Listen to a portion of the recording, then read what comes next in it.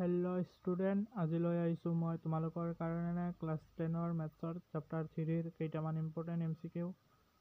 তোমালোকে ভিডিঅ'টো ভাল লাগিলে লাইক কৰি দিবা আৰু চেনেলটো ছাবস্ক্ৰাইব কৰি ৰাখিবা। তোমালোকে ভিডিঅ'টো স্কিপ নকৰি সম্পূৰ্ণ চাই যোৱা।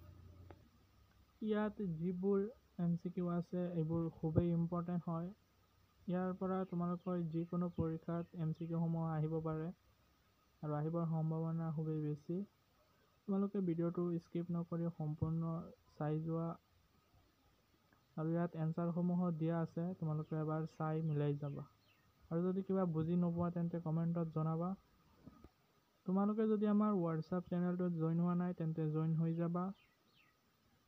ডিছক্ৰিপশ্যনত লিংক দিয়া আছে।